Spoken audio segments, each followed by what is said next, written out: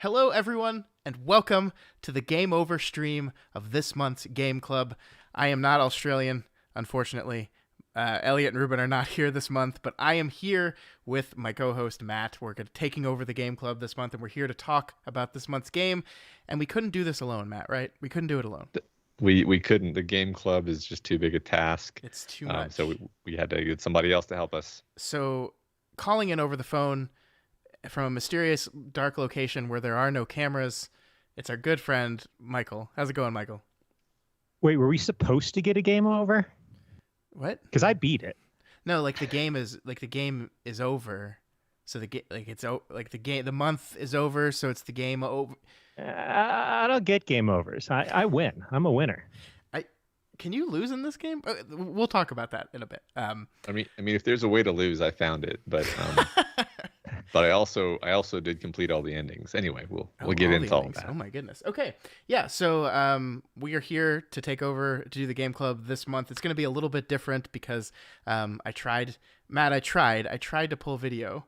And I'm just no good at the video thing. I'm an audio person. I can't pull video of me playing video games. That's ridiculous. Yeah, and I didn't even try. But we do have some slides focusing primarily on the we have slides? We have slides, Michael. Man, we're professionals. Michael, God. Where's your slides, Michael? No one told me about slides. I thought I was live streaming here. Jesus I thought Christ. we were going to frag some noobs. Yeah, it would be fun to play a competitive speed run of this game against each other, a three-way head-to-head. That would actually be a lot of fun, actually. That is not what we're doing, though. It would ruin the magic of the game, but it would be fun. Okay, so before we get started, just a reminder, if you want to participate in Game Club, if you're here just like, hey, what is this? I've never heard of this thing before, the best place to do it is on the Doof Media Discord. That's where I think people come and stream their playing of the games. People have chats about the game. Ruben and Elliot want us to know that this stream right here that we're having right now is only one small part of what the Game Club is. They want it to be a collaborative thing. They want it to be everyone playing the game and talking about the game throughout the month, and that's the best place to do it. So bring your own slideshow to the Discord. Yeah, everyone. Why aren't you pulling slides? Yeah, Matt, what game are we playing this month? This month we played The Forgotten City, by Modern Storyteller, which is an Australian publisher. So we're paying homage to our normal Australian hosts of this show, right? That is correct. Was that intentional? I don't think it was. No, it was completely incidental. I think the actual story of this, correct me if I'm wrong, is that Michael, who we have here on the call, just said that this was a game that we should play, and then ultimately we did eventually. Well, okay, yes, but he did it in the most classic Michael way possible, which is random text out of the blue at like 10:30 at night from Michael that said, "Have you played The Forgotten City yet? It's art," and then that's it. That's all we got. I'm surprised I asked. I figured I'd say something more like "Play Forgotten City, bitch." Actually, let me look at the text message and see. Yeah, that might have been it. I did say it was art, though. I knew it was the kind of game that you would enjoy, Scott, because of the ways it tells a story. Okay. That you'd probably go make a slideshow about how it does that. And then I think the second funny half of the story is that I didn't know that this had happened, and this is why we were playing the game. We played the game for Game Club, and then I called Michael and was like, "Michael, I have to tell you about this game I just played. I really think you'd like it." Called the Forgotten City. And then Michael just threw up his hands in frustration. Yeah. The text message from Michael said, "You were absolutely correct, Michael. It just says The Forgotten City is art. That's it." And then I said, "Steam?" And you said, "Yeah." And that was our entire conversation. I feel like it was pretty efficiently communicated. I think you're right. So, and effective. As we get into what we liked about this game and why, those of you watching in the audience, I want to know what were your reactions to this game? Did you enjoy your time with it? Had you heard of it before the Game Club?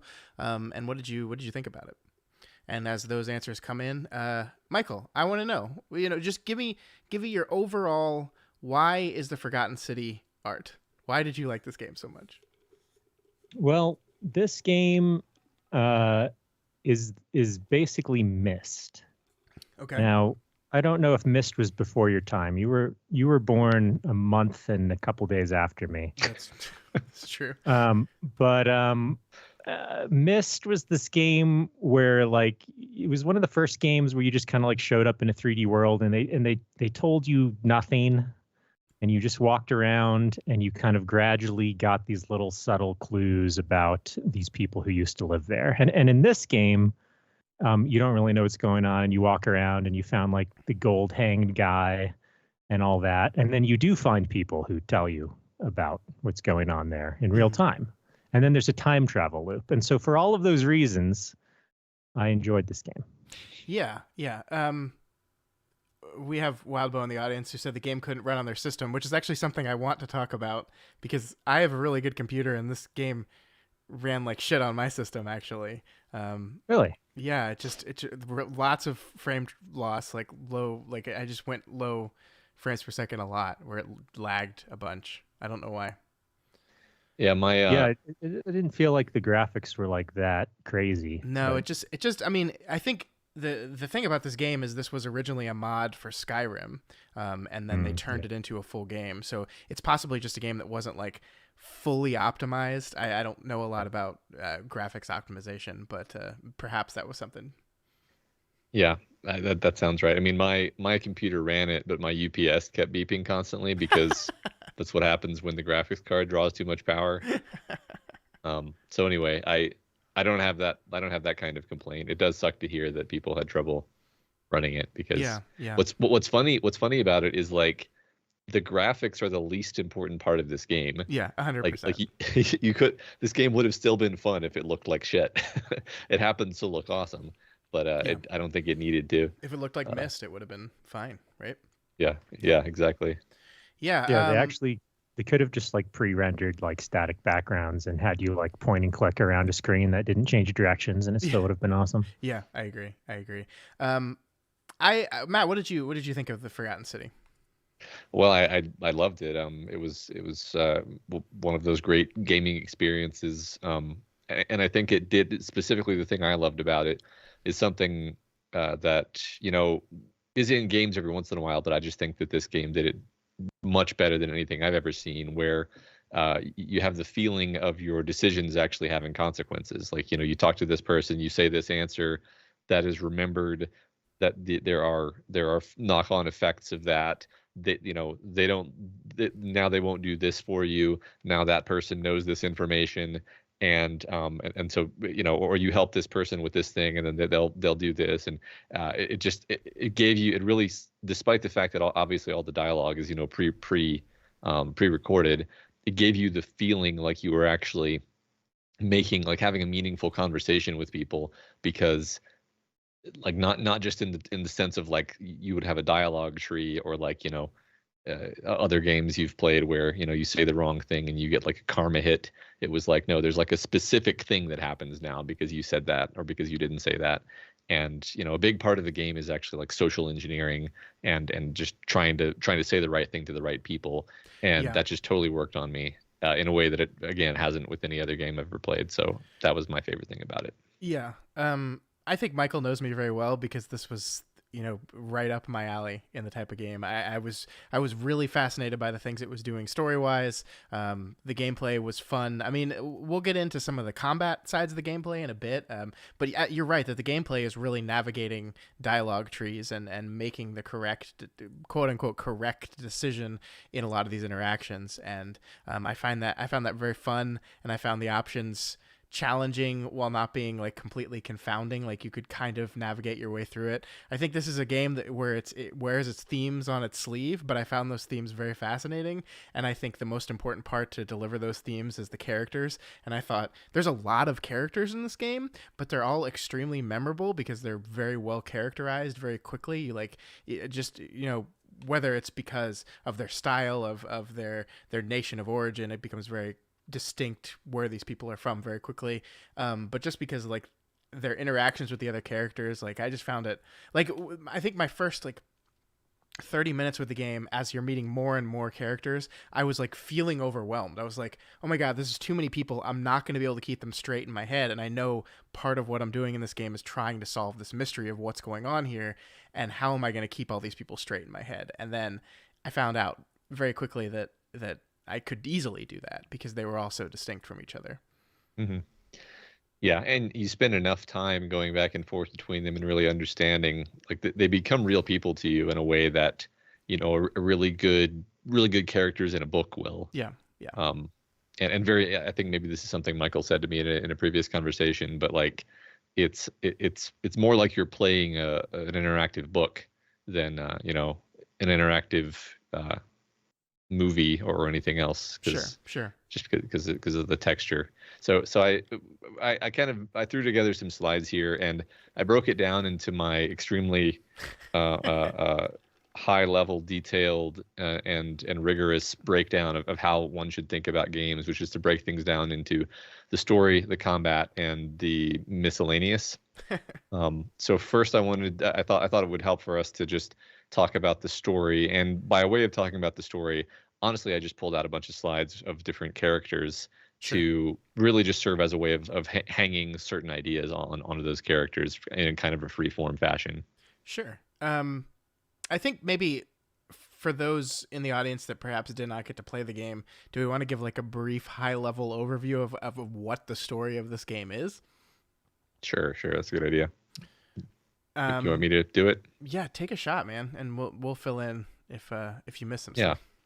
So I mean, I guess I'll try to do like maybe a one shot at a less spoiler version would just be, you find yourself mysteriously on the banks of a river near a temple. You explore the temple and you fall through a hole, and you end up in what seems to be the past in this sort of secluded Roman city, surrounded by people from a bunch of different cultures in the past, and there's also these golden statues everywhere. And that's confusing, and eventually you're told no one in the city can commit certain crimes or misdeeds. If they do, then everyone in the city will get turned into gold statues. Mm-hmm. The golden rule. The golden rule, yeah, which is part of which begins to introduce you to the idea of all of the philosophy that the game is going to talk about. Yeah, and then there's a time looping element where every time somebody breaks the golden rule, you can go back in time to the beginning of the day. But you obviously keep everything that you learned, but all of the inhabitants of the town don't remember your existence. Yeah, you keep everything you learned, and importantly, you keep everything that's in your inventory as well. Yeah. And it's not just like someone commits a crime and then you're back at the beginning of the day. You have to sprint to the portal at the top of the city as these golden statues are shooting arrows at you, which is a very intense section of the game. Yeah. It's especially the first time it happens. Yeah, you're like, because you don't know what to expect. I don't know how it was for you, but for me, the first time the rule was broken was at the first election. No, I didn't even get that far. Okay. The first time the rule was broken for me was when the merchant refused to give the stuff to heal the person, and I was like, "Fuck you," and I just took it, and then I had to run. So you're a bad person. Obviously, yeah. I mean, the fun thing about this story, I think, is that what the story is doing and what the themes of the thing is doing become evident very quickly, because the first thing you're introduced to is this guy who says, look, here's the rule of our town. If you commit a sin, everybody dies. And the first question you ask is, well, hold up. What's a sin? And I mean, that is in essence what a lot of the story is talking about. What is a sin? What is a crime? What is a wrongdoing? And what does it mean to decide what counts as those things and what doesn't count as those things? Because the people in this town are doing a lot of extremely shitty things to each other constantly, and only certain things are being counted against this golden rule. Yeah. I at the beginning of the game, I actually thought like, oh, it's going to turn out that this is all a scam and the golden rule doesn't actually exist. And then of course, the first time somebody, did violence and everything went to shit, I was like, okay, well, at least that's one rule. And then so on some later loop, I I was like, I don't think that the stealing rule is real. I think the stealing rule is probably made up. So I just stole somebody's money out of their chest, and immediately everything gets dark and sepia toned. Michael, what was your first sin that you committed? I don't remember. It was so long ago. I think it was something to do with the assassin when he showed up, sometime around there. Okay. Yeah, well, I mean, the assassin kills you the first time if you don't do it right, and that counts as. And then I think when that happens, you just go back automatically. I'm not sure. Yeah, I don't remember what happened there. I'm pretty sure the assassin killed me the first time I encountered them, because I tried to say the right thing and it didn't work out. Yeah, I don't remember exactly how I navigated the whole assassin situation. I think what might have happened is I might have walked into the room to the cupola like an idiot and gotten crushed. I feel like I did that too. Yeah, I think Anyway, there's a lot of stuff of that nature. Yeah, it's the time travel loop, which makes the best movies, also makes the best games, because it allows the game to punish you for mistakes that a normal game wouldn't punish you for, because they'd be like, oh, this wouldn't be fair if like you walked into this building and the roof collapsed on you. Mm-hmm. Sure. But with like the built-in time travel, it was like learning each time. Yeah. I think my most fun sin committed in the game was you walk into what is the secret Christian temple or prayer area of the city, and there's that woman there, and she tells you to get out, and apparently if you don't leave right away, that's considered a sin, because I triggered the death of everyone by not walking out of that room right away. That happened to me too. I assumed that something happened somewhere else that I hadn't witnessed, but no, that exact same thing happened to me. Yep. That's fascinating. It is. It really is. Yeah. Do we want to talk about Karen? Yeah. So Karen's the first person you meet in the story, which, I guess this just reminds me of what Michael was saying about Loom, where you're very quickly drawn into this idea of like, what the hell is going on here? Like, it didn't take me long at all to get kind of invested in she sends you into the ruins, and of course at the beginning I had absolutely no suspicion. And she's also kind of very cagey with how she talks to you, which immediately makes you feel like there's something kind of fairy tale-ish going on. Mm-hmm.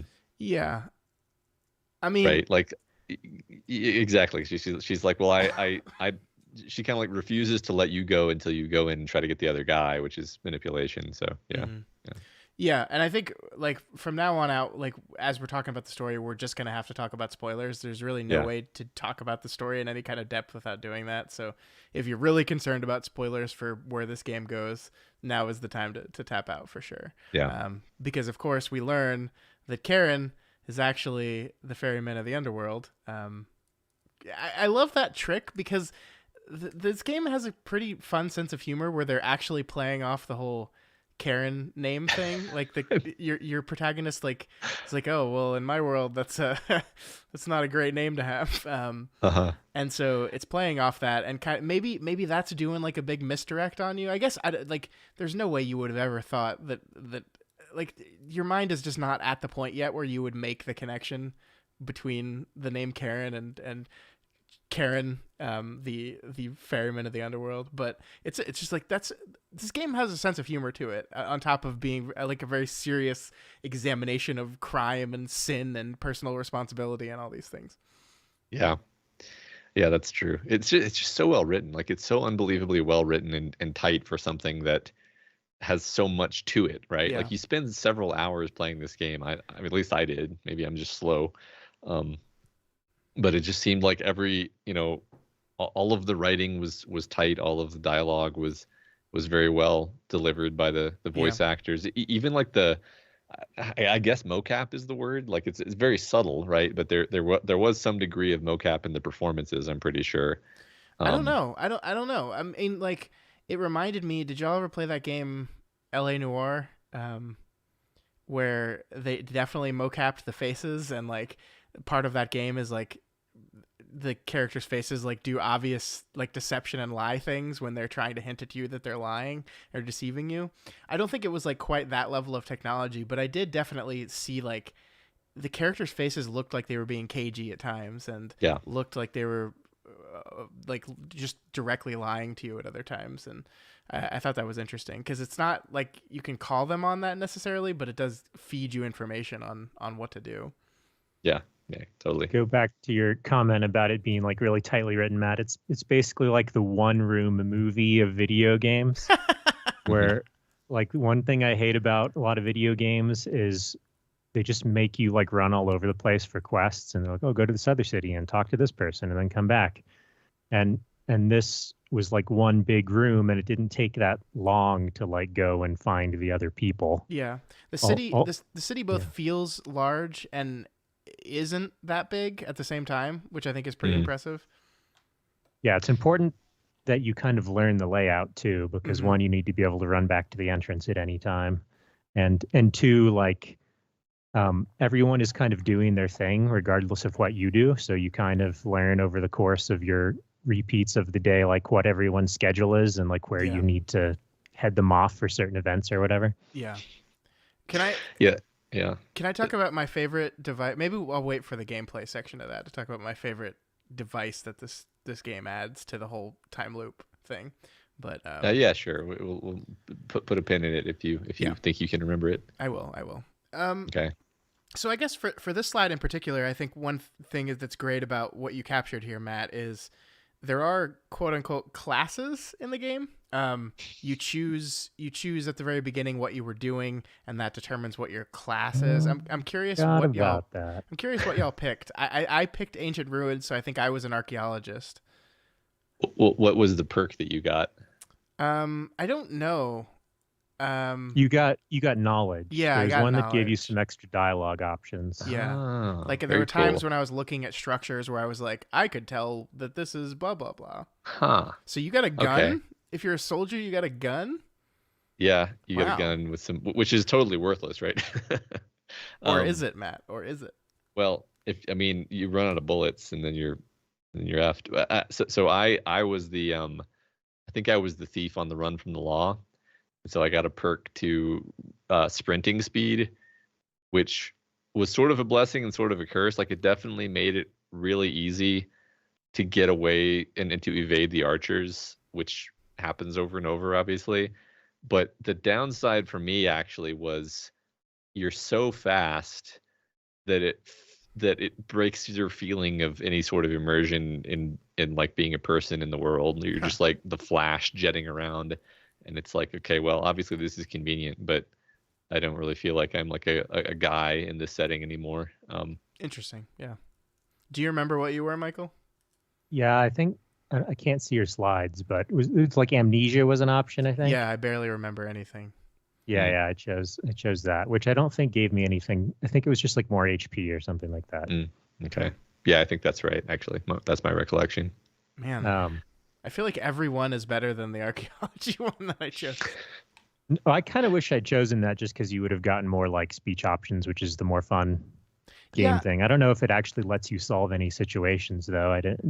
I feel like I only got like an extra speech option once or twice, and it wasn't like my success was hinging on it or anything. I see. It's just like a fun extra thing. I think like, yeah, I mean, you don't need to run fast. You don't need more hit points. You don't need a gun, and you don't really need this knowledge. It's just it feels like a thing that's kind of tacked on to the game. But I didn't mind it.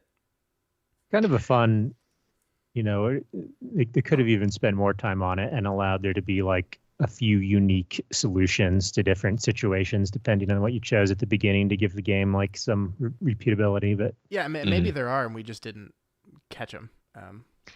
Yeah, I mean, I think the idea, I'm fascinated with the idea of the gun, and I think it's kind of funny that none of us picked the gun. But the thing is, as I was seeing that option, I was like, well, if this is a game that requires shooting, then they're going to give me a gun at some point. Yeah. And it'll feel dumb that I got a gun here, so I'm gonna get running speed, because then that'll and then of course it's like, yeah, this is not a game that relies on your twitch reflexes as a first person shooter. Like there are of course the combat sections, but they're not like challenging, and the game gives you the bow before you get to that point. So Yeah. I just wanted to keep my options open because I didn't know anything about my character yet or what I was going to have to do, so I didn't want to like be a criminal and then be forced to not act like a criminal later. So I was like, I don't remember. I'll figure it out later. That's smart. That's smart. Alejandro brings up an important point in chat that the class thing feels like another small misdirection where the game is kind of pointing you away from what is actually going on by giving you these class options and maybe trying to manipulate you into thinking this is something different than it actually is. I like that. I like that. yeah, like I definitely thought like, oh, the fact that I was on the run from the law is going to come into play at some point. It's like, Yeah. no, you're dead. It's not. Yeah. Spoilers. Spoilers. Yeah, I please, if you want to play this game, then please don't listen to our conversation. Yeah, I mean, this is honestly, like, in all seriousness, this is the type of game that I think works the best when you come into it knowing the bare minimum. And I think that's, like, I came into it knowing Michael really liked it, and I knew the basic golden rule thing because I had heard some people on a podcast talk about it, and that's basically all I knew. Mm-hmm. So here we have on this slide, we have Cynthius, who is kind of, I just love how this worked on me. So like, this is why I put him here. He's one of the first guys you talk to. I was totally suckered and taken in by his like, like I spent so much time trying to get this asshole elected. Like you know what I mean? Like I was so mad when I realized that he was actually a dick, because the game makes you think that he's the smart guy, and he's trying to keep things, ordered, and he doesn't have it's the game doesn't even tip its hand and make you think like, oh, there's actually a secret dark side to this guy. Like at worst, he's just kind of uptight. It takes a really long time before you start realizing like, oh, wait a second, this guy is also I would rather have Galerius, than this guy. Or actually, for me, it was more like I need Galerius to be in charge because I need to get Dooley out of prison. That was it. Yeah. I liked him a lot. I think one of the really interesting things this game does is it, like, obviously you and your protagonist character come into this story with the morality of someone from the 21st century, and you come up against immediately ancient Roman level morality, which to us is monstrous and to these people is just the way things work. And I think it's very interesting the ways in which your conversation with Cynthius, like, it's not like it changed my mind about morality, but like he successfully challenges your beliefs on these things, and like to the point where you just don't get a good dialogue option to refute him, which is basically saying, oh shit, I don't actually have an argument here, which is very fun because obviously, like, he is a monster. He's got his daughter, spoilers, locked up in a cistern because she was trying to escape, and that's somehow not a sin. And like, I just love the way the game challenges you with that. Like, Cynthius, I think, is the first instance in the game where you're really like put up against someone else's morality that is so different from yours, and are tasked with almost attempting to convince them that your way of looking at things is the right one, and it doesn't go well. Well, and you're frequently punished for your way of, like with Dooley. I don't think this was the first time I broke the rule, but you let him out and like he immediately goes around and steals something, oh and, my God. and the rule breaks. That broke my heart. That broke my heart because it's so clever, right? Because the game is almost saying, oh, Cynthius was right about Dooley. Was right to lock him up because he was going to commit a crime. It's such a good moment because it like plays into, like, a lot of what this game is trying to do is to drive you out of your comfort zone in what you believe is right and what you believe is wrong. And that's a really great moment to nail that home, because you're just like watching him do it, and you're like, Dooley, no, like, no, I worked so hard to get you out of there. No. Yeah, seriously, yeah.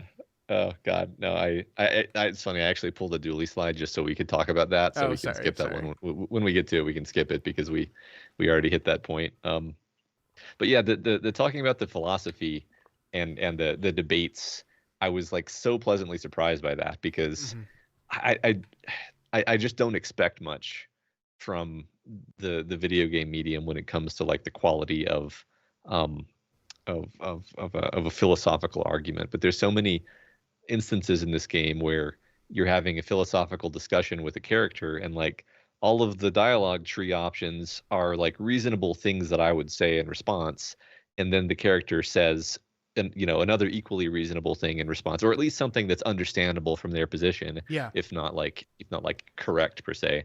And it left me with the feeling of like, okay, like, sure, I'll buy that. I'll buy that these two characters would have this conversation. Nobody's left feeling like they're the idiot, or like I'm not left feeling like, well, there was some other obvious thing that I would have said if I, Matt Freeman, were Right. there. Like, it just seems like, yeah, this seems like a legitimate impasse or what have you Well, between these characters and these worldviews. And also the game isn't really like telling you what the right view is, which is good. That would be like annoying if it was like, actually, I know what morality is. Mm-hmm. And it turns out the rules kind of are arbitrary in the end. But yeah, they're more true to the characters who are telling you about them than whatever the game developer wants to say about morality. Sure, Mhm. sure. Yeah.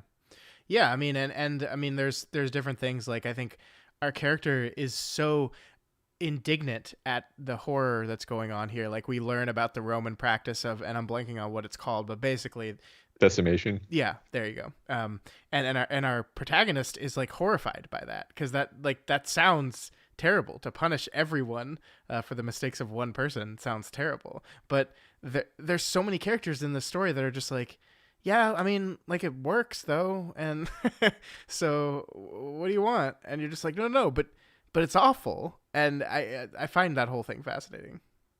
Well, and even the centurion who works for Cynthius is like clearly traumatized by having done this, but he's like, but Yeah, it keeps order. And yeah. I love that character. He's just so, he's such a sad beaten down soldier. He is sad. He's very sad. Yeah. Do we want to talk about? Do we want to move on to the next one, or? Sure. I'm fine just kind of ranging about. Yeah, I'll just kind of but flip the slides as we go, and we'll just kind of Yeah. weave through our. We got to about the ending at some point. Do we have a specific slide on the true, we have a slide, the quote unquote true we have a slide ending? about the ending. Yeah. Okay. Yeah.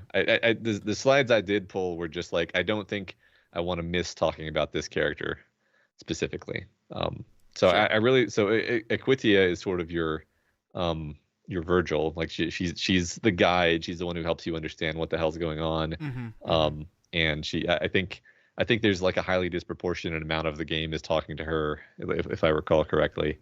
Because she takes you down into like that underwater area, and or not Yeah, underwater, but she's the one that explains to you that you're in the underworld, right?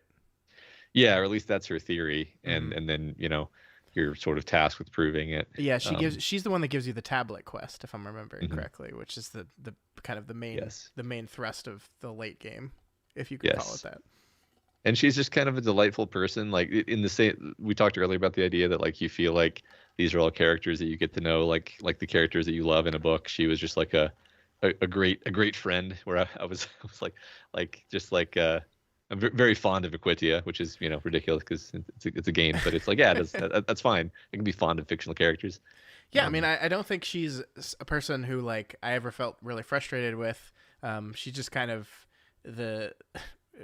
to her namesake, she's like the equal, like, playing field, level-headed person who really doesn't have a side. Yeah, she's even keeled. That's her character. Even when you walk up to her and you're like, "We've had this conversation before. I'm looping through time. I need this." She's like, "Oh my, that's a lot to take in." Okay, all right. Can I tell you one of my favorite revelations? I guess Sure. that I think with her we can talk about the election because she's the kind of one that manages it. And near the end of the game, where I'm trying to get, I forgot his name. Starts with a G. What's his name? Hilarious. Galerius, thank you. I'm trying to get Galerius elected, and I'm going through all the people that I need to convince, and I'm going up to the women, and I this is funny because it was on stream, and people called me out for it, and I was like, why don't I have the option to ask them who they're going to vote for? And then someone in my stream goes, Scott, they're women. they can't vote. And I was like, oh my God. But that's like a nice consistent touch that the game doesn't necessarily come right out and say that, or at least it didn't to me, but it's just an understood truism of this game. Yeah. the only time that it says that is one time when I was challenging Sentius on his morality, and was like, you don't let the women vote, and he's, I don't know, he had some explanation He's for why probably that. like, yeah, they're women. Yeah. Yeah. They also don't. Yeah, I think it was like, yeah, we also don't make them serve in the military. So, you take on certain responsibilities, and you get certain privileges, which I think was the explanation, or at least it's amazing to see people completely convinced in their moral correctness, and it's just because that's the society they lived in, and yeah, why wouldn't they be? Yeah, that's right. I was so in. This is one example of me just being invested in the game as a story. Is like, I don't know if there was any actual reason why I needed to like give the flower to Aquitia on behalf of Delirious, but I was just invested in this story, and I was like, I want to see what happens if I give her the flower. Like, it was purely, it was me doing something in a game just purely because I was like into the story and needed to see what the reaction would be. I mean, that's the thing about the game. I had something like that too, with that old lady who like thought she was crazy, but also kind of like knew that we were in the underworld. Yeah. And every time I reset time, I'd like go over and tell her like, it's okay. We are in the underworld. That is what's happening, because I just like didn't want her to feel crazy. And I don't know if that had any bearing on the story at all. It didn't seem necessary for any of the quests, but yeah, I think there's a lot of the side quests and mysteries and things that don't necessarily add up towards the overall plot or the quote unquote best ending or what have you. But the interesting thing is I felt the need to do all those things. Like, I wanted to find out who was harassing what's his name, right? Like, I wanted to find that out for him so he gets some peace. I wanted to make sure, and some of these are required, but I wanted to make sure the woman wasn't going to kill herself, and that guy wasn't going to jump off the cliff. Like, I wanted to make these things happen, and not necessarily because I needed them for the story, but just like because it just felt like the right thing to do. I wanted to have my Bill Murray's final Groundhog Day where he did everything right and saved every person and made everyone okay, or as okay as they possibly could be. See, that's interesting. I think I had a very slightly different take, which was like, on certain runs through, I was like, I'm definitely gonna screw something up today and get reset. So there's very little point for me to save any of these people from their particular problems. I just need to figure out this one piece of information, and then I can do another loop, and then I can do everything right on my final loop, which is funny and ironic, I guess, because the first time I beat the game was by accident. It was because I went into the cistern and didn't realize that, like, basically once you go into the cistern, you're sort of committed to the game ending. And unless you, I don't actually know how you. Oh, you would have to tell the woman. Yeah. No, I'm sorry. I'm going to leave you tied up here. Which you I have didn't to be. want to do. You have to be a heartless, cold-blooded asshole, which is exactly what I did. Which is like, if I left this woman go, she basically makes it very clear that if you untie her, she's going to immediately kill her father, and not only will that break the rules and reset the day, but by killing the person who opens the portal, you would just be fucked. And so the game makes that very clear. And so I was like, well, I feel like a total asshole, but I'm sorry, lady, you're gonna have to stay tied up. It's so funny because I couldn't do it, and then as a consequence, I think I saved like 4 people out of the whole city. Or maybe it was just her, actually. Yeah, I just saved her. Yeah, no, and I also beat it on accident, and I had gotten like 3 of the 4 tablets, and then like I just like, oh, where does this go? I've never been here before, and then I wasn't really listening to her talk. She was just like, yeah, I'm gonna kill my father, and I was like, oh, that sounds good. Yeah, you're saying some other stuff too, but let's do that first, and then we left. Yep. And all that other work was for nothing. And the game was over, and everyone else died. Yeah. Oops. Yeah, that's the second worst ending, right? Like, the worst ending is if you just immediately murder Sentius, which I never actually did that one. I thought about it a few I times. didn't even think about that. When he was being his fucking jackass self when you first come to him with what you've discovered about him. I really wanted to murder him. That's like the game does a very good job at really making you want to kill people. Like that fucking merchant, when the merchant screws you over and locks you in the room after you get the golden arrow.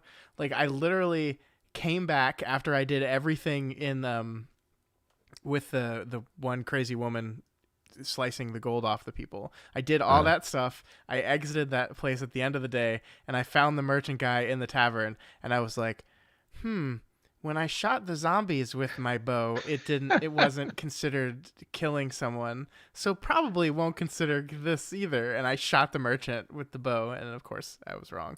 But I hated that guy so much. I hated him. So did you get the satisfaction of stealing 1,000 gold from him for no consequences? Oh yeah, definitely. Because I took all his fucking money. That's so fun because like there's the story of him doing that. Or I guess it was Malleolus and him doing that to the other people to like enslave them and being like, no, it was the woman actually. Well, anyway, somebody tricked somebody out of money by saying, I'll give you a way out, and then giving them a bottle of poison, right? Yeah. And then that's the same trick that you use basically to get the flask from him, where you're. You tell him the secret, and then you just keep the money, and it's like,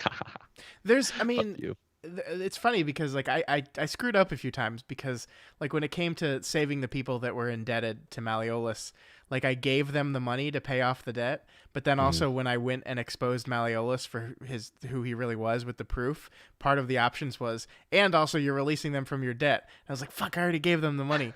But it didn't matter. I also as much as I hated him, I paid the merchant off to vote for my guy because I wasn't sure whether he would do it or not. And apparently someone on my stream told me he does it. He votes your way anyway. It's just a complete waste of money. And that made me hate him all over again. Yeah, well, that's okay. The money's free. Yeah, it's true. You just steal it and then run through a portal. Yeah, you can just keep scamming that one guy over and over. So, not that I needed to do that because I just never ran out of money. There were a couple bugs I encountered because when he was supposed to lock me in the shrine with the bow, and he did all that dialogue, but like I had already like glitched through the wall somehow, so. He was like looking at the shrine and I was standing behind him and he was taunting me and I was like, oh, dude, I'm right here. Yeah, I definitely encountered some bugs with the game as well. There was one where you're talking to Malleolus's wife, where the door to her room like opened while it was loading her conversation screen. And so half of her face is just a door and like that wouldn't go away. There's definitely some bugs in this game. I encountered quite a few. But I don't think it ever like broke the game for me. Yeah, no, I didn't have anything like what Michael said, where that would actually be a problem because then you couldn't really execute the scripting of getting through the floor of the temple and stuff.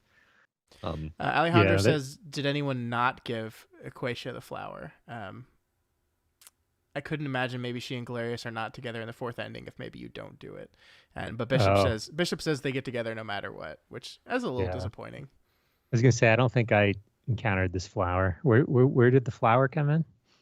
So Galerius says that the reason he built the machine that lets you slide over ropes is because he was gonna try to get this flower off of this island in the middle of that lake and give it to Equatia. But he said he was too scared to do it. so you can do it. You can use the rope swing thing.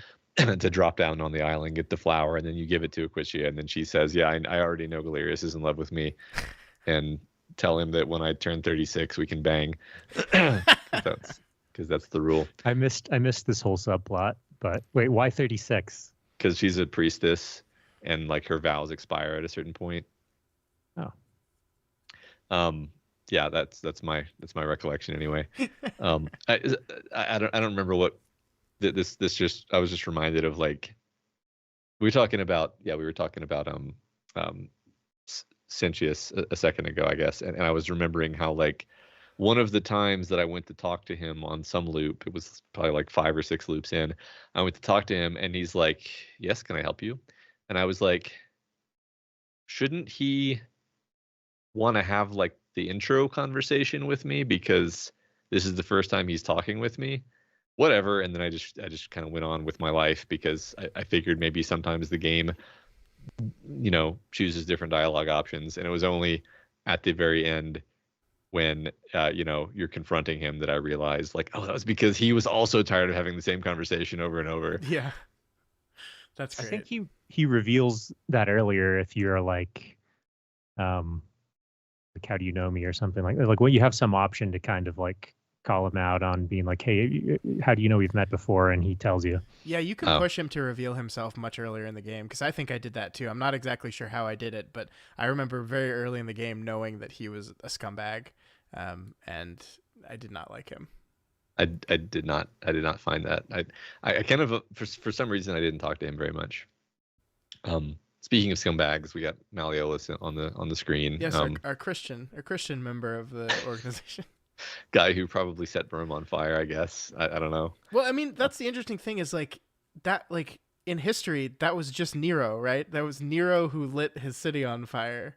Like that's maybe like I'm pretty sure Nero burning Rome down is like a thing that happened. And of course Nero was blaming a lot of other people for it and blamed Malleolus.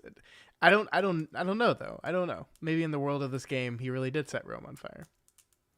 I mean, it could have also just been like a totally random fire, and he was just getting blamed because he's a Christian.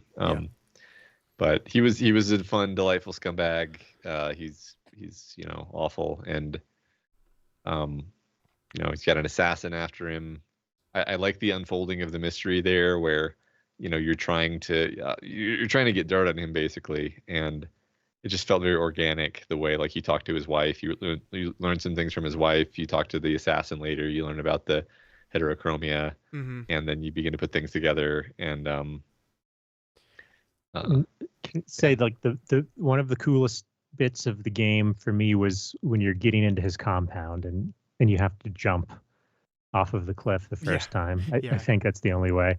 But it was really cool because like the voice is whispering to you and you don't know if you should trust this voice, and the voice is like, jump. And I was like, no, I'm not going to jump. and then like eventually you're like, oh, okay, I guess I'll try it. And then it works out. And then you kind of learn the voices on your side. But that was a cool, I don't know, it was a cool moment where the thing was telling me to jump and I wasn't sure if I should or not. Yeah. And then the first time you talk to Malleolus after you do it, he's like, did you just jump into my courtyard? Yeah. I love the element of the creepy voice. Like you said, like you're not sure if the golden rule is real. You're not sure if you should trust the voice. Like you don't know who to trust. You don't know what's going on, and that's a very fun. Like that was one of the things that reminded me of Myst the most. Just like not knowing what was going on and that being delightful. Yeah. So there were some. I think Malleolus is also the source of my greatest frustration in this entire game, and it was specifically one dialogue tree option that I had just missed or maybe thought that I had said before but not actually said, and so like I taught like it was at the stage where I was supposed to expose him and get him to change his vote to vote for Galerius. He wouldn't cooperate with me. I was like, I guess I have to do something else to get him to change his mind. So I like spent another like hour talking to everybody else in the city and doing like every other possible side quest until finally I went back to talk to him in desperation and realized that there was just one thing I hadn't clicked. Interesting. And then like everything just like unraveled after that point because I had taken care of it already basically. But that was super frustrating, and there were a couple things like that honestly where for all that I love this game, I was like, oh my god, Jesus Christ, is that what I would like? Is that all there was to this? Like I've wasted an hour on this stupid thing, Yeah. So there was some frustration, honestly. I did not encounter that with Malleolus. I did, and I think I'll save this for a conversation about the ending itself, because I did get stuck on that for quite a while. And I'm not even really satisfied with the way I beat the game. But we'll save that, I think, because it's a similar frustration to the one that I think you're feeling here. Mm-hmm. I got stuck trying to get into the temple with the person who was cutting the statues open, because I think the quest failed for me that gave me a path in there. And what was interesting is that after like an hour of searching, I found a glitch to get in through the balcony. You can like warp your way up the cliff if you like jump over and over and over in just the right way. Wow. And then I entered that through the back room, and I actually missed like the whole dungeon with the statues. And I thought that like I was supposed to keep going that way, but if you like go there in reverse, then like you get stuck. Yeah. And anyway, it was a weird bug, but there was also another bug that kind of fixed it for me. That's very strange. One thing Bishop is pointing out in chat, that like you can only jump into Malleus's villa if Ulpius jumps first, and there's also other ways you can get in. You can use the bow on some vines, or you can just pay off Diminutius 1,000 of the money. And that's cool because it means there's multiple ways of doing everything, right? I think that's one thing this game does very well. And it's funny because like the whole going through the villa where the woman's doing the experiments on the statues, like the reason I was doing that, at least at the time, was because I needed to talk to her about how to cure the one guy of his, I forget what he had. His rheumatism. Yeah, his rheumatism. And so like literally the funniest dialogue option in the world came up because I've encountered this woman and she's like clearly insane, and she's got like this woman she loves half carved up on this, hoisted up on this thing. And my dialogue option that I of course picked was like, look, I don't want any trouble. I just need you to tell me how to cure rheumatism. And it's just like, apparently there's other ways you can find out what the cure of rheumatism is that I didn't in the story, but like I just stumbled into one of the most hilarious ways to actually get that information. And I think that game does that very organically, and we're like I didn't know that there were other ways. It just feels like this was the way that was presented for me. And it's kind of the reason why I don't like replaying these kind of games, where I just like playing through them once and experiencing the game the first time and then being like, okay, that was a great experience and I'm done. Because the more you learn about the other paths, the less organic it feels and the more video gamey it feels. Yeah, this is totally a game that you're really meant to play once. It's I wouldn't count it against it. That it doesn't have a lot of replay value because it's such a fun experience the first time. For sure. The crazy lady, I shot her because I thought she was evil. I shot her the woman she was experimenting on, and that's how I talked her off the ledge by putting her out of her misery. Yeah. So there's Dooley. We talked about him already. Yeah. Here we go. Let's talk about the ending of this game. I put that image in the top left corner because I remember the moment where, okay, so what happened was I beat the game the cistern way, and then I told you I beat the game, and you were like, what way? And I was like, through the cistern, and you're like, cool. And then like I was like, Scott's being weirdly taciturn. and then I went into the temple because I'd already done that whole quest to open it. I just hadn't gone inside, and I was like, what the fuck? There's a starship. Yeah, when you go like this wonderful thing when you're going from Roman architecture to Greek architecture to to Egyptian architecture to Mesopotamian architecture, and then you're on a fucking spaceship all of a sudden. It's the wildest swerve that this game makes, and like I feel like a lesser game would not have been able to pull it off. But it just kind of worked on me. Like I was definitely like, what the fuck? But I was just like, okay. I'm in. Hades is actually an alien, and this is all part of his grand Lostian experiment. Sure. It's now we're in Stargate. Fine, I'm with it. And then you get to have you continue to have a great ethical argument with this god. So it's so cool. I mean, again, the only thing that's not cool, which I think we're starting to talk about right now, is how incredibly frustrating it is, because it's like impossible to make your way through this dialogue tree successfully. So, but here's the thing that frustrated me is I feel like I literally just got stuck and there was no way to. So, I mean, maybe you beat the game the way I beat the game is I shot his woman and I stole her crown and then I ran away and then I went through the portal and then I came back to him and showed him the crown and was like, look, I killed your lady and I'll do it again and I'll keep doing it every time if you don't let me. And finally he lets me go.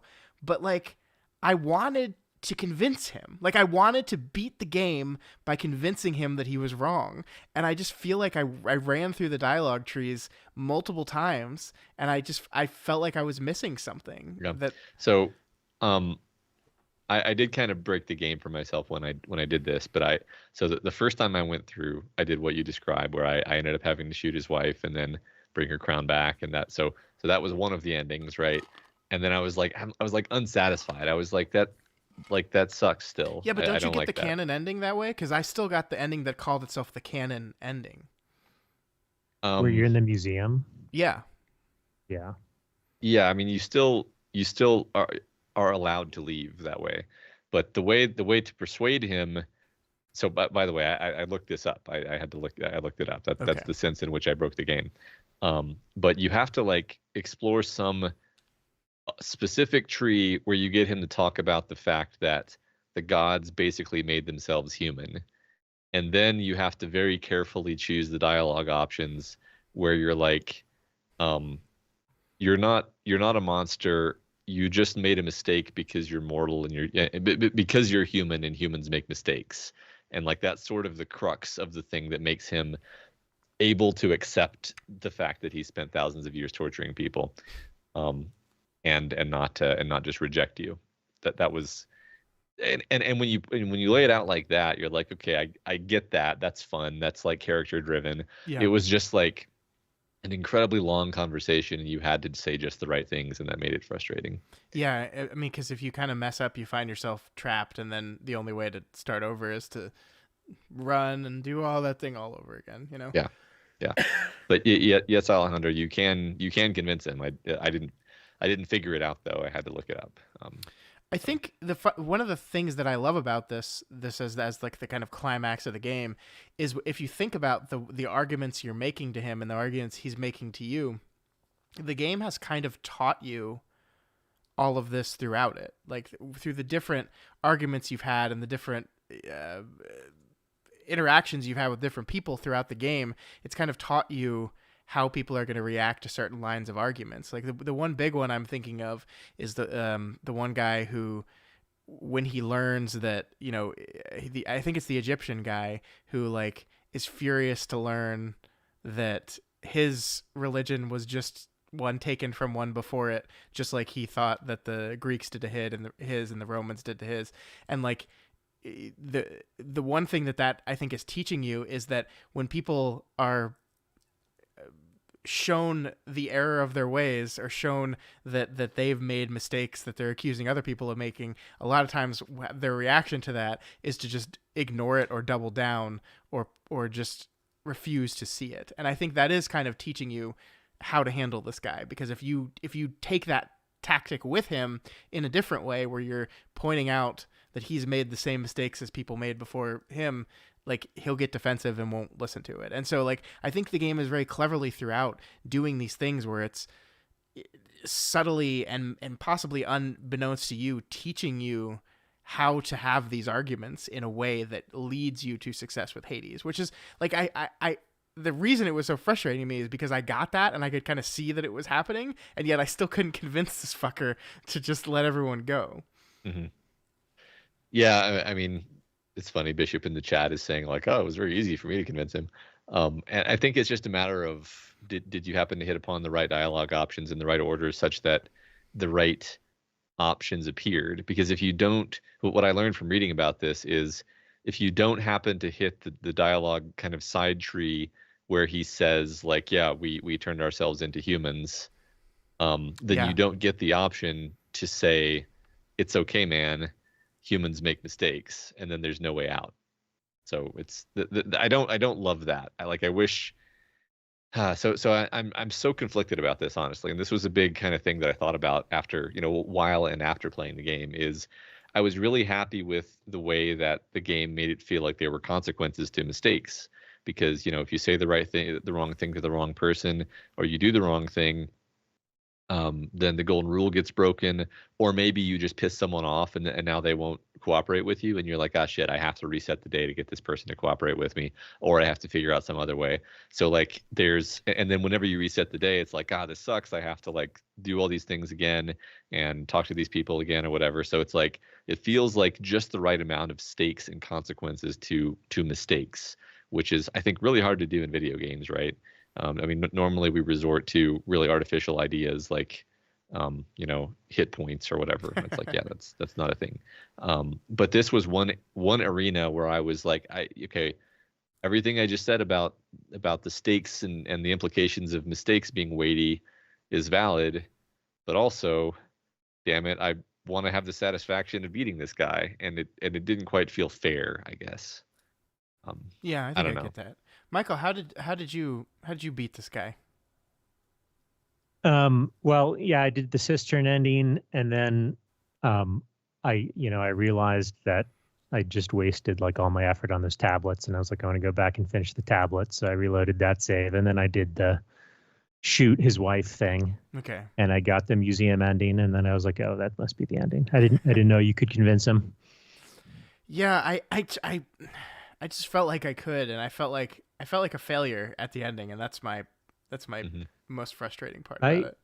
I didn't. I mean, I kind of like, in real life, like you can't just convince the bad guy all of the time to win. So I wasn't disappointed that wasn't an option, because I was also just like, my impression of like the Greek gods / Egyptian gods / Roman gods / all the gods that these people were, is that they're always like capricious in the legends. Like they're not, they're not like they're human, which is this theme that you've brought up is actually in the game.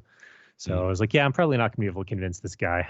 So I'll trick him. That's like what happens in the myths, right? Is like the hero goes and like tricks the god somehow, and then that actually works out well for him, even though he just tricked a god. Yeah. So I was kind of okay with that ending.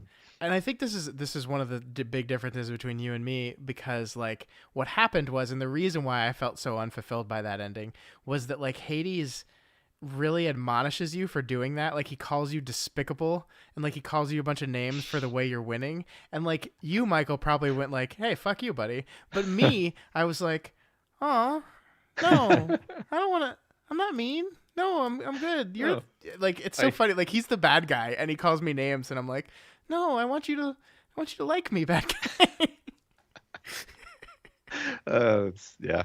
I mean, maybe that was part of my rationale as well. Like I felt like that wasn't that didn't feel as satisfying as it should have. I mean, what's funny is I still don't feel fully satisfied, because on my final loop, I didn't save Ulpius, or I didn't save anybody, because like it was a loop where I had just kind of started the day and I had all of my tablets and I had everything, so I just went to the end, and I forgot to. Or I guess it didn't occur to me that I needed to save all these people. I don't think that matters. It mattered. Sorry. You have to at least tell Galerius to do everything for you, right? So I guess I told Galerius like the wrong information, or maybe I only told him one piece of information, because when I went to the museum in the end, like 3 or 4 characters weren't there. Like Ulpius was dead, and a few people, I forget who exactly was dead, but at least Ulpius was dead because he had jumped. And maybe the woman who's poisoned was also dead, or maybe I had saved her and she was just like sadly like, shame Ulpius isn't here. I really miss him, and it would be great if he had made it out. And I was like, God damn it, do I have to go do this again? But I didn't actually. I didn't really like the ending that much. Like it's kind of cool that you get to see like all the people are saved, but I thought it was like weird to see them in like modern clothes and stuff, and I kind of lost interest like halfway through interrogating them all. I definitely that's the I agree with you on this, because throughout the entire game, I did not want to skip a second of dialogue. I wanted to hear it all. I wanted to read it all. Yeah. And then I got to the ending, and I like halfway through, I was like, I'm kind of done talking to these people. Like, yeah, I'm tired. Like it's basically like, okay, they're doing great, and I'm happy for them. Right. That's great, and I don't really want to do this anymore. So I just kind of I, ran to I the feel end. like it would have been more fun if like you kind of got to see them go back to their own time and like kind of get a little like 1 page summary of like what happened with the rest of their life there or something. Yeah. But I didn't really care like seeing them in like a sterile museum and hearing about their like boring, lives in modern world. Yeah. Oh, Yeah. you're a banker now. Good. Yeah. That's Cool. cool. Yeah. I I mean, I did like the final stinger where you look down over the balcony and realize that not only did you save all of the people, but you saved all of the statues. Mm-hmm. Um, That is a good. That which is a good one. I'm not exactly sure what happened to all those ones that were flayed. I guess they were down there too. How do these people get birth certificates and social security numbers? What's going on? Karen sorted it out, man. Okay. Don't worry. I will say now that we've kind of brought that up, I think the feature of the game that is my favorite thing in the world is the tell Galerius to do all the shit you've done already thing. I was so glad that exists in the game because there was a point where I had made it far enough into the game where I realized I was going to start helping people. And there was a point where I realized to myself, am I going to have to fucking do all this shit every single time? Like, that's really annoying. And then right when I felt that, I had the dialogue option with Galerius where I'm like, I just told him to go do all those things. And I was like, this is genius. This is Yeah. Every time loop Well, game needs something like this in it. what's super genius about it is that there's also like a story reason for doing it because then when he saves everyone, it's easy to get him elected. Yeah, true. So like it all comes together like a beautiful tapestry. I also Yeah. really liked the touch that he actually runs around telling those things to those people. It's not just like a binary switch that switches and now you've done that thing. If you follow him, he actually runs around doing all the individual things that you told him to do. I thought that the attention to detail with that was really cool. And his That was character is like this nice guy personality that you believe like would actually believe a stranger who showed up and is like, hey, you have to go do these things to help these people. And he's like, oh, okay, yeah, I'll go do it. And he runs off like super earnestly to do it all. Yeah. I love Galerius because he's this great guy, and then like you finally ask him his backstory at some point, and he's like, my family was butchered by Romans, and it's like his is like the darkest backstory of anyone in the whole town. But he's this cheerful, helpful guy. Yeah. But like you guys were just saying, I think one of my favorite elements is the fact that the townspeople are just doing things in the background. Like if you're lucky, you'll just like overhear an argument between Sentius's guard and Malleolus's guard, gladiator guy. Yeah. They'll just be arguing about whose guy is better, and I don't know what triggers that. I'm sure there's other ones that were happening that I was missing, but I just found that utterly delightful. Yeah, I agree. It's very fun. I just included this slide on the on the election because I thought this was a fantastic plot device to have. You got to convince a bunch of people to change their vote and then basically do it a different way. It was just I just found it to be a very clever way of doing a game like this. Yeah, and look, no women. No women. Just those damn Romans. Just Aquisha being the facilitator, but yeah. But she doesn't. It is fun that because this is there is like the shooting aspect of this game, but like you're not really supposed to do it ever, so it's not really like the main thing of the game is just like talking to people. And as far as like games where you just talk to people, this is the one that felt the most like a game and not like a movie. Like there was definitely like things to figure out with the talking to people, and like the election was like one sub game and stuff. So it was a really cool way to do that kind of thing. Is like that felt like an actual game. Yeah, you're totally right. Speaking of the combat, which is the other, I literally just have one slide on the combat because I'm like, there's not a lot to it. Yeah. It's there. It's a thing. I was not expecting this to be a part of the game, and so the first time I was given the bow, and then you go and there's gold zombies, I was like, what the fuck is this game? Where am I? I mean, look, it's fine. Like it's not like the best. It's not like the most engaging type of action. There were moments of it that were really like sufficiently creepy. I do think the palace stuff went on. Like I killed, how many of those fucking zombie things do we kill? Yeah. Like it just like there was a point to it where I was just like, okay, I get what we're doing, and the creepy factor has worn off, and it's really just one-dimensional gameplay. It's you're shooting a bow at these things, and if you shoot them in the head, Yeah. they'll turn It, sh- it, immediately. it shouldn't have had that, and I didn't have that because I glitched through that whole place, and so I just used it to like turn vines into gold to climb on, Yeah. and then basically to like outwit the god, which is like what it should have been for. It's like, yeah, you have to get this bow at some point to like beat Hades, and then But that's it. But didn't you have to use it when you went into the sub basement down to the Mesopotamian ruins Um, I to think get you the do. tablet? think so. Did I have to? I think you I do. mean, well, There was here's some the thing. stuff in there that I avoided the zombies there. I just ran around them. I don't think I had to kill anyone. I think that's what's cool is actually that is much more of a horror and less of an action sequence. Yeah, right. And I think you can absolutely just avoid those zombies and they won't chase you. Although I did fight them because I had sort of, I think that's the funny thing is because I had gone through the action part of the game, I was just used to fighting the things. But yeah, I think you could just run See, past them. I was actually afraid if I shot them, I'd break the rule. Because the first time I got the bow, I think I shot a person and I had to reset time. So then when I was in the sewers, I was like, oh crap, I got to avoid all of this because I can't. If I break the rule down here, I'll never get out. Yeah, that makes sense. It's funny. Alejandro says they didn't even know that they could be turned into gold statues because they shot them once and nothing happened, and so they didn't try again and just had to avoid them all.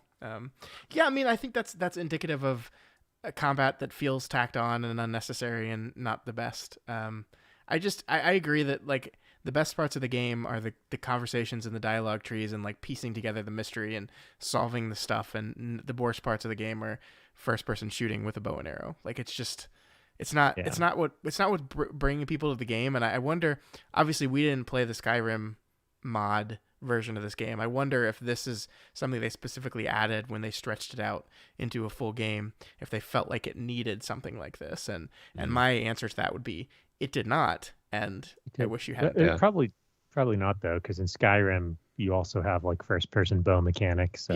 Yeah. I guess I just want to. I definitely don't want to be overly negative about the combat part. I think it was fine, and I was like, scared, to whatever degree you can get scared by a game. It worked on me. I just think it was a little overlong, and in the end, it's like this isn't my favorite thing. So I liked the dialogue so much that maybe just. I did like this isn't combat, but when you break the rule and the statues come to life and they're shooting at you and you have to like run past them to get to the place, like that was fun. That was like fun tension. I did like that, except that also led to some frustration for me when I stole the crown at the end of the game. There's parts where, and this is again that I don't think the game is just optimized to run the best. There's moments where like when you get out of the temple and there's a loading screen there, and like my game would really, really hiccup every time it needed to load the next screen. And so there'd be moments where I'd come out of that like half dead because some guy was shooting me while I was loading. And that caused me to die and have to redo it once or twice. And it's really fucking frustrating when that happens. Yeah, I died in an unusual. I don't think I ever died running to the door until I was in the Hades ship, where you're just running down this tunnel, and so they all have perfect line of sight on you. It's a gauntlet, yeah. So yeah, I mean, not much more to say about the combat for me anyway. It didn't ruin the game for me or anything like that. It's just like, not my favorite. Miscellaneous. I think what, Scott, you were talking about the little quality of life changes, like your ability to tell. For this. I'm sorry. Sorry. I didn't realize you had a slide for this. I'm sorry. That's fine. I mean, I don't mind it being just free flowing, but yeah, I mean, I think there were a lot of quality of life things actually. So that would be one example, is like you can just tell Galerius to take care of these things. Another one is that you keep whatever's in your inventory. Another one that I was so thankful for is when you put the plaques on the obelisk. They stay there. Thank God. Thank God. Because at one point I put them on the obelisk and then I looped and I was like, oh no. I had that same exact thought, and I was like, oh fuck, I'm gonna do this all over again. Yeah. But no, like there's just pretty much everything of that variety I was happy with and was never like, okay, this is the most annoying thing ever. We didn't really talk much about the like set dressing and atmosphere, and it's funny because I said that the graphics didn't matter, but I mean the graphics do contribute to making it a super creepy atmosphere, and I liked that. So yeah, I mean I think I commented while I was playing several times about this, just like, geez, can't we like move these statues that are just in the most inconvenient and awkward places? Just this constant reminder of all the dead people that came before. And I mean, I think the answer is no, they don't move. But it's just, yeah, it really helps intensify. Like, it's so funny to me that there's people in this place that didn't believe the golden rule was a real thing when there are hundreds of frozen statues of people like gesturing to the sky like this one, or like hiding in a corner. It's like there's all these statues with horrible expressions on their face, and like I think it's Malleus who was like I think this is all bullshit, blah blah blah. It's like, where do you think all these statues come from, man? It's all manipulation. I liked when you first fell down the hole and you kind of walk around the city in the present and you see like the guy you were supposed to find turned to gold and hanged and stuff, and there's no one else around. That felt very atmospheric and mist-like to me before you're actually teleported back. Yeah. Bishop in the chat points out that the statues turn their faces to look at you whenever you're faced away from them, which Jesus. You didn't notice that? I don't think I noticed that, no.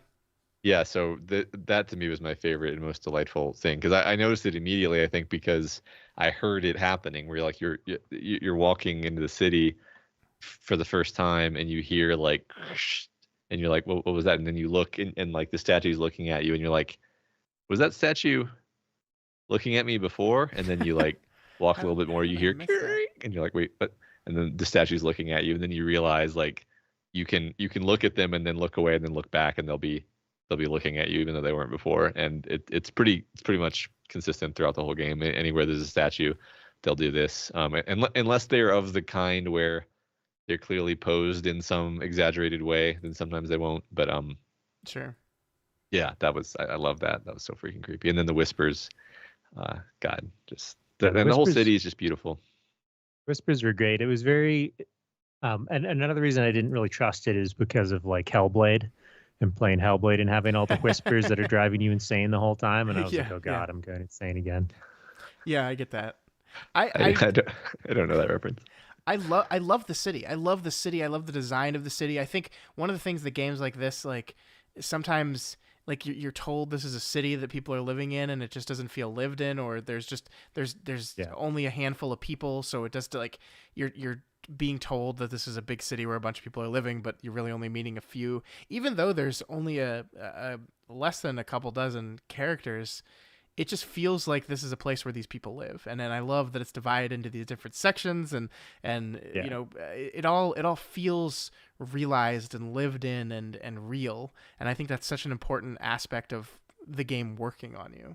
Yeah, I like that too. There's like the one like field where all the food comes from, because there's not very many of them. And then there's like the little market, and like when there's the election, they're like, oh, well, we'll go to that theater that exists. Yeah. That obviously we're not putting it on any shows in because there's like 10 of us. Mm-hmm. Yeah.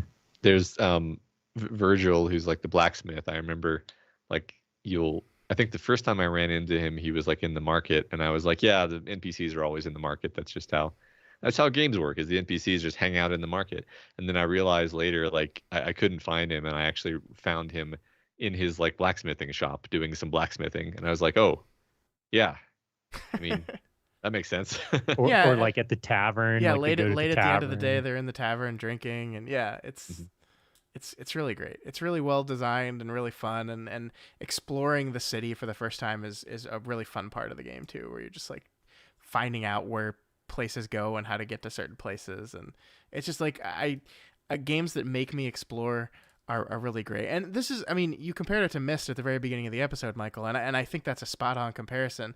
I think this game, the struggle I always had with Myst is I feel like I would get stuck immediately and just give up. And I think this game does such a good job of holding your hand just enough to lead you to where you need to go, while not making like laying everything out like a checklist for you. Yeah, and the fact that the people are like always changing what they're doing means there's like always a little bit more to discover, whereas in Myst there weren't any people, and so it felt a lot it felt a lot more like when you got stuck, like I've seen everything now. Okay, just like what the hell do I do? Yeah. Mm-hmm. Yeah. But yeah, I like that this was lived in. I like that it was like a grass level, and I like grass levels more than like lava levels. Okay, what do you mean by that?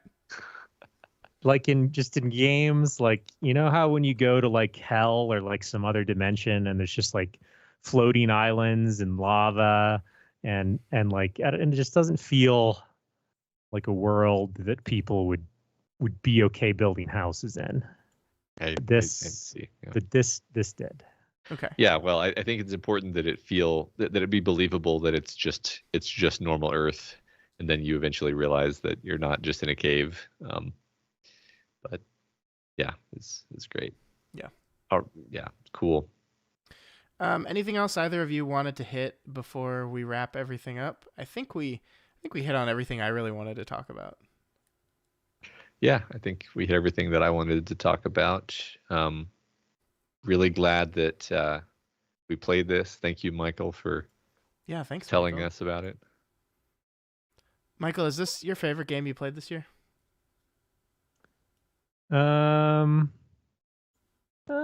Probably not.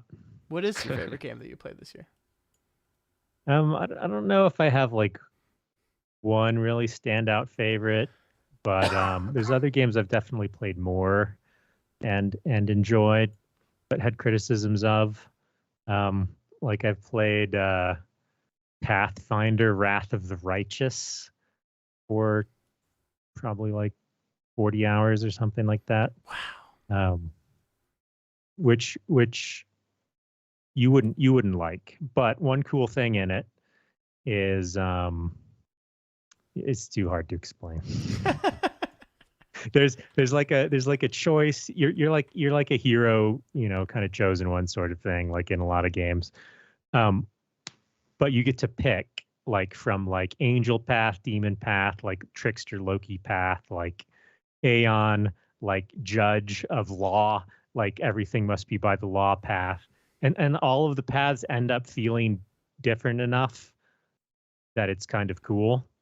But the rest of it's kind of a slog, so I wouldn't recommend it. I got another game today that's been pretty interesting, which is a point and click story game. Ooh. Called Ken Follett's The Pillars of Earth, which is based on a novel from the 80s. Have you heard of that novel, Scott? I feel like I've heard the name before, but I know nothing about it. It's like a historical fiction, but it's like it's more like it's more like a interactive novel than a game like Forgotten City was. It's like a point and click kind of like story experience, almost like a telltale game. But it's pretty fun because it's like very historical fiction-y, and it doesn't fall into all the fantasy tropes I'm so tired of. Interesting. Cyberpunk, that was a fun game that basically came out this year. I'm pretty sure that I liked more than most year. people. Pretty sure that came out last year. It came out like December something, but I've played it mostly this year. It is funny. The Cyberpunk conversation, I think, is funny because I think a genuinely big difference between my lack of enjoyment of that game and your enjoyment of that game was that there were several significant glitches that like ruined the flow of important action scenes and just broke me out of the game. And then this is a game where you did still like this game, but this game seemed to have serious glitches. Apparently 2 different serious glitches for you that hampered your enjoyment of this game. So it's like surprising to me how many like big major sort of game derailing glitches we're running into in major release games. I don't mind glitches. Like never turn me off of a game unless they're just like really persistent. Like I don't know. I'm very forgiving of glitches because I program things and make errors, and I don't want to be like, oh, this one thing ruined the whole game for me, because even if it wastes like 30 minutes or an hour of my life, as long as the rest of it feels like it was very lovingly crafted, I don't mind. Yeah, I think I'm at various levels of understanding of glitches. I think a small game like the Forgotten City that was a small team making this thing, I'm very forgiving of glitches. I'm much less forgiving of glitches in a game like Cyberpunk that was hundreds of $1 million game that huge teams worked on for a very long time. That feels like the type of game that you should, if you release it, it should be working. I think maybe I was not enjoying the game all that much before the glitch happened anyway. So anyway, it was very fine. mixed. It was very mixed. Me and Michael have a long running argument about whether Cyberpunk is a good game or not. It's one of the few things that he likes and I don't. So it's true. I'm very proud of the fact that I alone have the courage to enjoy Cyberpunk 2077. You alone. I'm sort of a renegade when it comes to opinions. Yeah. Well, sure, Michael. Okay. Have you heard of this game Inscription, Michael? It's a card game. I figured you'd play it. No. I was an early adopter of Slay the Spire, which is one of my favorite card game roguelikes.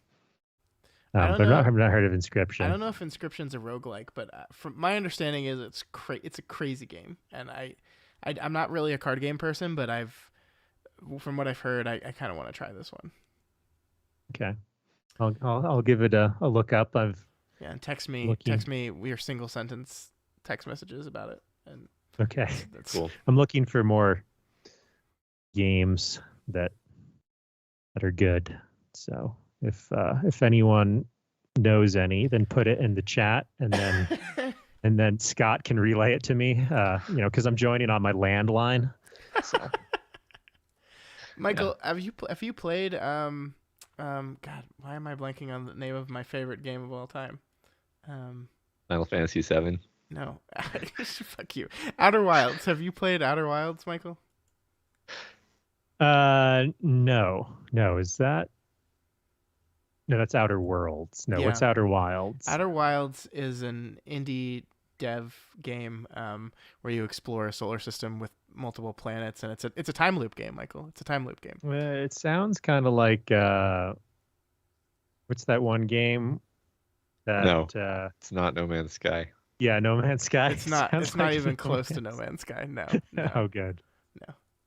I watched him play some of it on streaming, and it looks actually fun. Okay. No kidding. My favorite video game experience in like the last 5 years. Why? Because of the storytelling methods? Yes. It tells an incredible story. It instills in you this innate curiosity and want to explore, which I feel like the open world games of modern times have beaten out of me. Right. Like just the desire to find out what's around that corner and explore this planet and see what's going on. It's so good. I was going to say, like, as soon as you said you explore multiple planets, I was like, my God, that sounds tedious. No, because planets are big. But these aren't really. Yeah. And they're all unique. They all have there's one that's an hourglass planet where there's at the start of the time loop, there's sand on one side, and then it slowly goes into the other side. So one side fills with sand and the other side drains with sand. And based on the timing, that opens up new places to explore and new things to do. I'm telling you, man, it's good shit. It's real good shit. Okay. Well, I'll have a look out for it. Put it on my list. Yeah. I almost always wait for Steam sales when I buy games these days. Yeah, I love the feature where you can put it on your wish list and you'll get an email when it's on sale. That's my favorite thing, because I almost never buy games full price anymore and just throw it on my wish list and wait till they email me and say something's on sale. What game on your Steam list do you have the most hours in? Oh, I don't know. I don't play that many games anymore. It's probably Hades, honestly. At least recently. I never played that one either. I don't know if you'd like that one. You might. Yeah. Depends on what you feel of the combat, but yeah. I don't know. I the games I think I play the most aren't on my Steam list, so. Oh. And Bishop is asking me have I played the Outer Wilds DLC yet. No, I haven't, because I want to stream play it, and I just haven't had time to do that, so I haven't played it yet. But it's on my list. Maybe it'll be on sale soon. I'll get it. Speaking of video games, next month, Game Club is canceled just for the month. Elliot and Ruben, the reason why they're not here right now is because they've got a lot going on in their lives right now, and that continues to be true through the month of November. So we are also very busy, so we couldn't step up and do something for them. So I think, next month, just there's not going to be a Game Club. I think, as we talked about, I am wanting to be streaming some stuff. If I have some time to stream the Outer Wilds DLC, I will do it. The new Final Fantasy XIV expansion is coming out at the beginning of December, and I definitely want to play that because it's such a good game. So I might stream some of that. So people will be around, and there will be streaming happening on twitch.tv/doofmedia, but it will not be any official thing for Game Club for the month of November. Not sure about December. I know Elliot's going to be moving as well, so it's a very hectic time in his life, so they're having some scheduling issues and not a lot of time to sit down and play long games for a long time. But Game Club will return. It just won't be next month. Sounds good. And that is going to do it for the Game Over stream, I think, right? Yeah, thanks for joining us, everybody. Yeah. Thanks, Michael, for joining us and helping us talk about this game. And, of course, thanks again for getting us to play it in the first place. Yeah, thanks, Michael. He's gone already. He left. Yeah, makes sense. All right. I was joking. Did he really just sign off the call? I don't know. It would be just like him, though. All right. We will. I guess the Game Club. The Game Club will return. Yeah, there you go. Like the Marvels. Like the Marvels, yeah. Thanks for hanging out, everyone. Sorry we had to delay it a week, and sorry for my inability to pull video and all that stuff. But it was good chatting with you folks, and we'll see you whenever Game Club returns.